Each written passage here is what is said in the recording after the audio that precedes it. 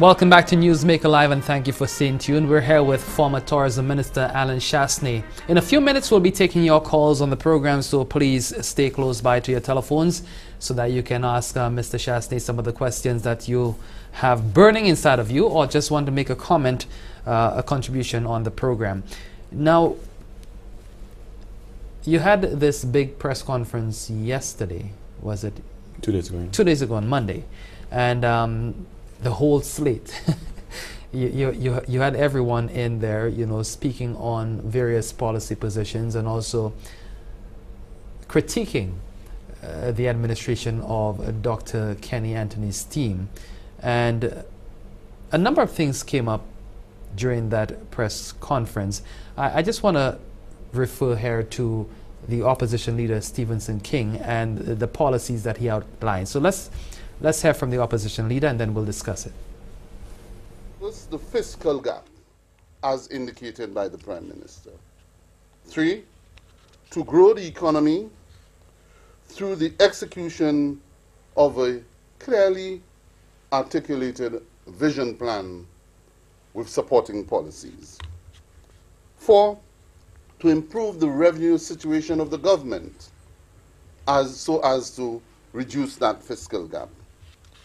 5, to contain recurrent expenditure, as that in itself is a remedy for disaster. 6, to invest in sustainable programs. 7, invest in the productive sector. 8, improve government efficiencies. And 9, cut wastage. Now, these are some of the things that the opposition leader said that his opposite number promised. What is your assessment of the performance of the SLP administration to date? It's disappointing, and it's disappointing in two ways. One, it's not to say that we're talking about an inexperienced government. I mean, some of the people, including the political leader, were in power for 10 years. So it's not, and they only were out for 5 years. So it's not to say that they don't know what to do. So in terms of saying, well, they need a long honeymoon to get themselves adjusted, etc. But the area that probably has us the concern the most about where we're heading is the disregard for the private sector and the imbalance that it's creating in our economy. Government cannot do everything by itself. The debt to GDP is increasing. I mean, he's borrowed over $400 million so far this year, and the year is not done. You have pressure on the recurrent deficit. The monies that have been borrowed primarily are going into non-producing assets. So NICE, STEP are things which are creating immediate jobs without sustainability, with no economic drive. So cutting the grass on the side of the road, there's no economic activity other than you're just saying you're giving somebody a job to get some money and hoping that that's going to be some disposable income in the economy, but it's not sustainable by itself. If we keep going in the direction we're going in, recurrent deficit keeps growing, the debt level keeps growing, it means more and more tax monies are going to have to be spent on repaying that debt. What's also happening, the government seems to be increasing the taxes. Well, they have increased the level of taxation, which is stifling out the opportunity for the private sector to grow because it's now cutting back on the growth in the economy. This is the exact same thing that we've seen that's taken place in the UK, we've seen that's taken place in Europe. They've all gone back into double-dip recessions. Why? Because if you increase taxation, you reduce the amount of money being circulated. In the case of the UK, they've also cut back on expenditure. But here, it was almost as if the government believed that people were hiding money in mattresses. That there was this money that was not being circulated and they were going to tax it. Because we have 3 forms of taxation right now. The government complained when they were in opposition about the throughput tax for gas and felt that we should have eliminated it. You now have the property taxes which are coming on, and you have VAT. So those 3 things are playing a role, but it's not those 3 things by themselves. The fact is that the government is not doing anything to stimulate the private sector. One of the key sectors which could help us through this time is tourism.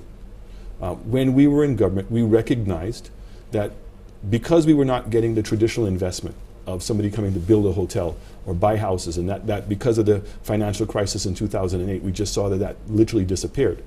That if you can increase the number of tourism arrivals into the country, that becomes another form of investment, because that's new cash that's coming in.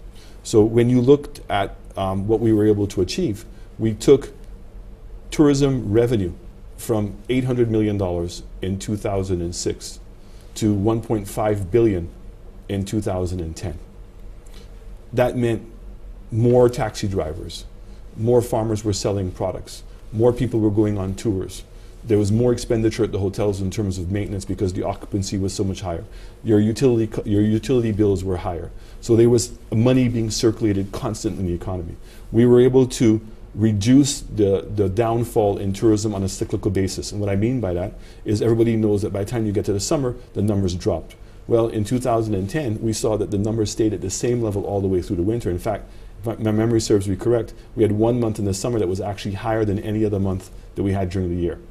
All those things went a long ways in helping. So I know one of the topics that you want to discuss is MRGs, and we can leave that aside. But fundamentally, the government of today is increasing the debt. We're not seeing any major stimulation in how they're going to grow the economy. They're at odds with the private sector. We're cussing off the hoteliers, been treating the manufacturers poorly.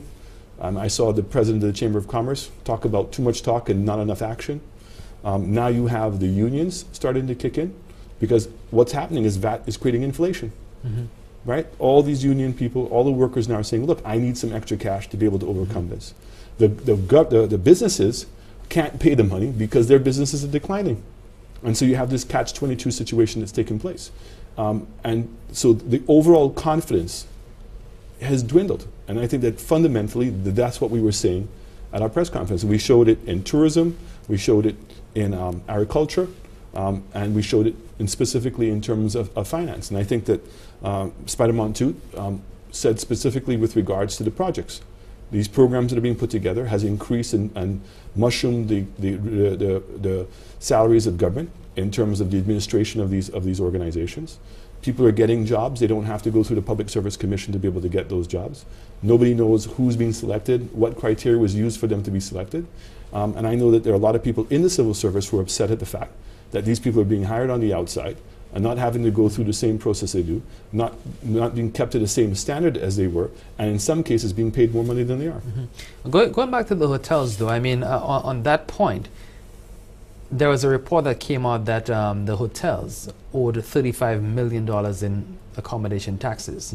I mean, and that is money that is not going to the government when we're in dire straits already economically. I mean, how do you explain that? It's a mischievous statement, because the hotel sector pays approximately $560 to $660 million a year in taxes. Okay? And that's like one of the best kept secrets in this country. It's a part that nobody wants to acknowledge. And where does that taxation come from? The importation of all products are dutiable. So wine, rum, vegetables, meat, chicken, everything that the hotels import is dutiable. Okay? In terms of liquor licenses that they pay, the taxes that are generated at the airport with regards to the arrivals tax, okay?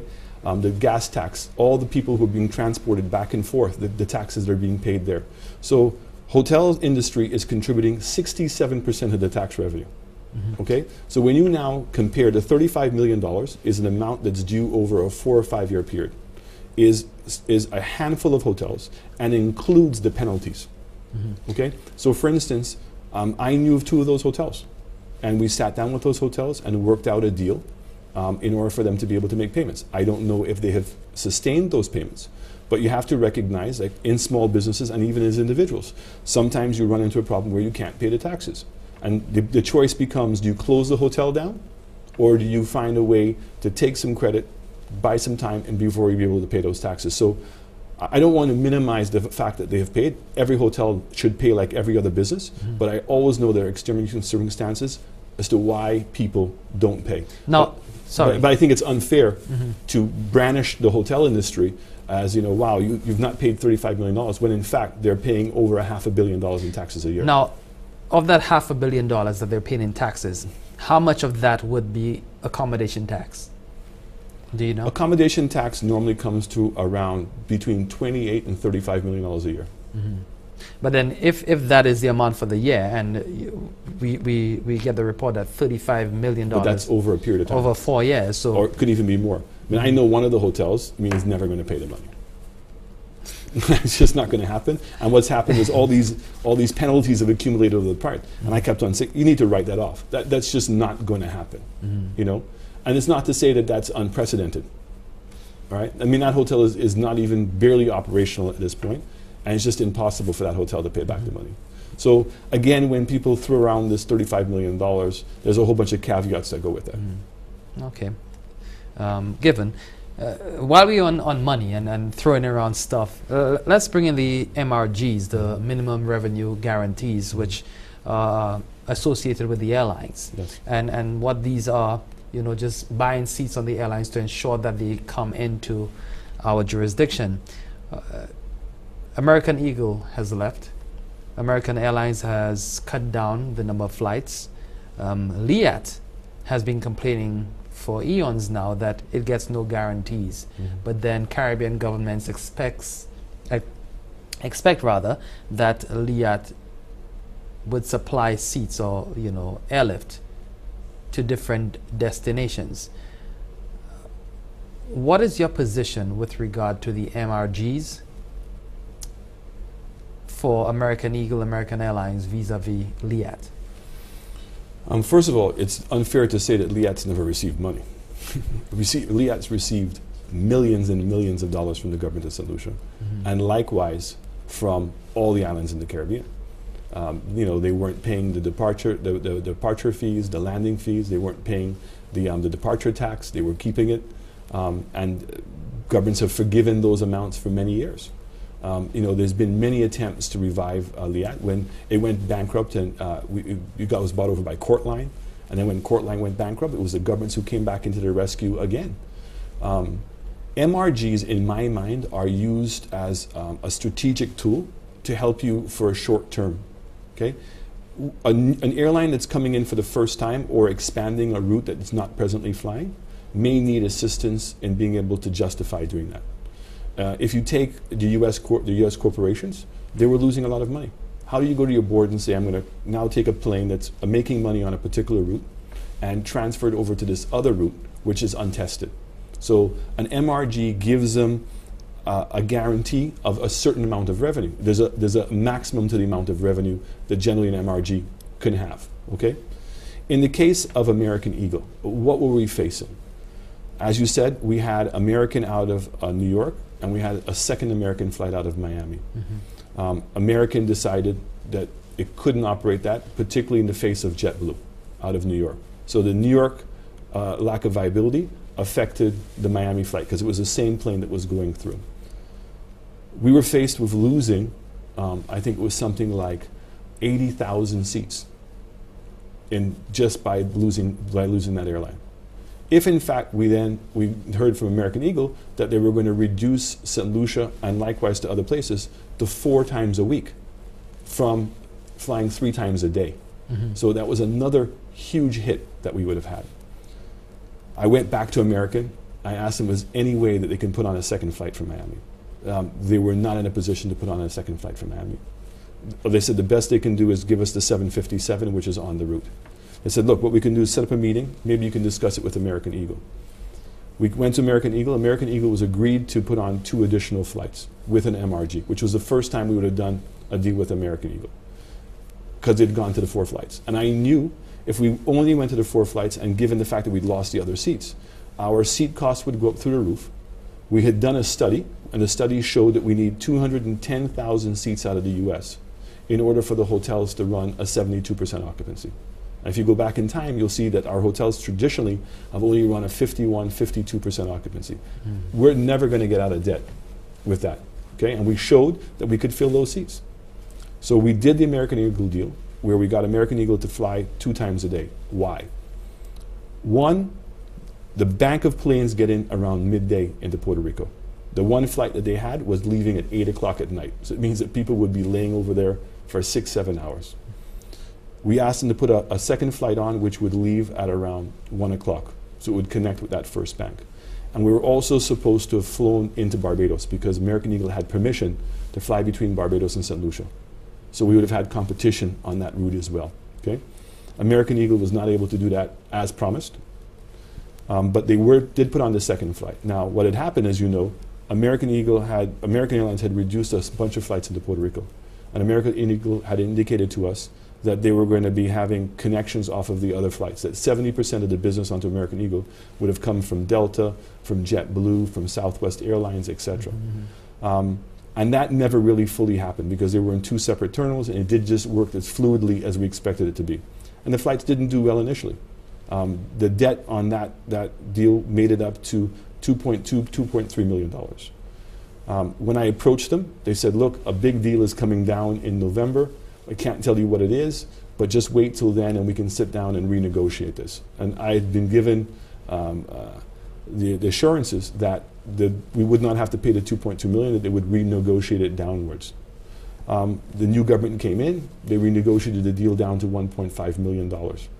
But what did those flights bring in us? One flight a day with American Eagle for 1 week generates $850,000 US in revenue, running at a 55% occupancy, and with 70% of the people being tourists. Okay? So over a year, that flight is going to generate, I think the number was something like $40 million. So when you put that in light of $1.5 million, and what would have been the opposite effect? We know what the opposite effect is right now. We're living it. There's no American Eagle. The American jet's running at 90% occupancy, load factor. The price to fly to Miami is now in excess of $800. Sometimes it's over $1,200. We see that the flights being bumped, people are being bumped off all the time. The other problem is that honeymooners are a big part of our market. The flight leaves at 10:15. If in fact the honeymooner misses that flight at 10:15, they now have to overnight and wait to come. Whereas when they had the American Eagle, they could have left Miami, flew into Puerto Rico, and even though they were getting in late, they were still getting in the same day. All these things start determining whether you're competitive or not. And what we have seen is US arrivals have already dropped by 7% by the last count. I'm predicting that before the end of the year, US arrivals will be down in double digits. But more importantly, is our US expenditure is going to be down close to 30% by the end of this year. But doesn't that present an opportunity for Liat, now that Liat is flying into Puerto Rico, to expand Liat? It would appear that, you know, in some circles that you are anti-Liat. I'm not anti-Liat. I'm very supportive of Liat. In fact, I put myself on Liat board for the first year when I was minister. Okay? But what I realized at Liat cannot make a business decision. So Liat did approach us about going to Puerto Rico. The booking system that Liat had could not interface with anybody up there. Okay, so it means that a person has to book a ticket into Puerto Rico, clear customs, immigration, and then recheck in with Liat. Okay, the times that Liat were flying. Now why is that? Because they went to a system that was called Navitaire, which was for low-cost carriers, in order that they wouldn't have to pay all the booking fees. And I know I'm getting very complicated with the audience, and I really apologize. But it's complicated. It's not as easy of just looking at it and saying one way or the other. The problem with Liat is Liat's never made money. And you have to ask yourself why. Okay? When you look at the board of directors of Liat, it's made up predominantly of permanent secretaries. No offense to permanent secretaries, but what do they know about running an airline? And there is way too much political interference with Liat. Liat is not given the ability to be able to operate as a profitable airline. The Dash 8s were the wrong type of planes for some of the routes. So it means that you have to have 2 types of planes, a non-pressurized planes and a pressurized planes. And again, I'm getting very complicated. But this is such a complicated industry, and in terms of what the overall costs are. So the flight to Martinique, there's no scenario that a Dash 8 can make money flying between St. Lucia and Martinique for 15 minutes. It's just too much money in terms of the maintenance cost of having to do that. So Liat needs a secondary type of plane, a smaller plane. The pilots don't want to fly the smaller planes because it means with Liat, they're that much closer to being flying a jet. When you fly a non-pressurized plane, you're not being properly certified to get to being able to check. So it becomes Not about making up your hours. it becomes an ego thing, okay? But who's paying the price? Is us, right? We need the ability for having small planes to fly to Martinique 12 times a day, going to St. Vincent, going to Dominica. I mean, I just went to Dominica. It took me 8 hours to get to Dominica. It's absurd. $1,200 EC to get to Dominica. And I have to overnight, in one case, into Barbados. Because the flights are so limited, so once the flight is full, you're forced to have to accept another schedule, right? Whereas if we had small carriers doing that. In the case of St. Lucia, when we were trying to do CARICOM Airlines. Why? Because I knew that we did not have enough hotel rooms to be able to meet the demand of the flights that we wanted to be able to come in. So the way to sustain those flights was by now having a small carrier carry people to St. Vincent, carry people to Dominica, and carry people to Grenada. So if we can get 30,000 people doing that, that strengthens now the airlines flying into St. Lucia, and we become the non-stop place. So you need to understand all those things. What we did in the tourist board is we had a study done. We brought in aviation experts to determine what do the airlines need. How do we know if they're being profitable on the route? To help us in negotiating the MRGs. Because as Louis Lewis said, there are all different things that are going in MRGs. For instance, we brought WestJet in. Okay? WestJet cost a fair amount of money. But what did happen? Air Canada went from 2 flights to 5 flights. And WestJet eventually came into 7. What was the result of that? We almost tripled our Canadian arrivals from almost 20 or 18,000 to I believe we're close to 45,000 this year. Okay? But you've got to make an investment. And you've got to determine whether that's a good investment or not. The Labour Party invested in Delta. I helped them negotiate that. It cost them $1.5 million. But Delta's been flying here. It had made it up to 9 flights a week at one point. Okay, so that $1.5 million was invested well. I lament the fact that the Labour Party would politicize this whole scenario, because these are discussions that should be remaining internal, because you don't want all the airlines to know what your strategies are, and they're going to find themselves in the same process. They're in process of negotiating an MRG right now with another U.S. carrier. And they're going to have to walk a very delicate line, because the other airlines flying are going to say, why not me? So in terms of your question with LIAT, I have no difficulties with LIAT. We said as a government, we're prepared to put money into LIAT once we know that LIAT is going to make the right business decisions. Why is it that LIAT has 900 employees, one of the highest planes per employee, and 600 of those employees are in Antigua? Okay, recently over 100 people were laid off. Not one person was laid off in Antigua. And I think the new CEO of LIAT has pinpointed some of these exact same things. And they've got to get those things resolved. So when this administration says they're going to invest in LIAT, I'm hoping that they're going to do their due diligence, because they had invested over $6 million prior to the last election, where they gave LIAT a bank guarantee for $6 million. Right? So it's not to say that LIAT has not received support. It has continuously received support, but it continuously does not deliver. How are we going to be guaranteed that when we put money into LIAT, that LIAT's efficiencies are going to get better? What do we know? Half of the fleet that LIAT has right now, there's no lease cost on the planes. And they're still losing money. So you're going to buy new planes in which the lease costs are going to go up by 3 times the amount. What's changed? Can LIAT really charge any higher prices than they're charging now? And with the high prices that they have, it has been a disincentive for people to travel. So LIAT needs to come with a program to show how it's going to reduce its cost of operation, fundamentally. Similarly, I think the governments need to meet them halfway. We need to declare CARICOM as a single space and have one common departure tax for all the islands, like how you have in the States and how you have in Europe. Right. And I think that that would be a great move. But the Transportation Committee of CARICOM has not had a quorum in over 12 years. Yet, we know how important transportation is. That's interesting. You're watching Newsmaker Live. I'm here with Alan Chastanet, former tourism minister. We'll take a break right now. When we come back, we'll be taking your calls. So the questions that you want to ask, it's your opportunity then to ask those. Stay with us. We'll be right back.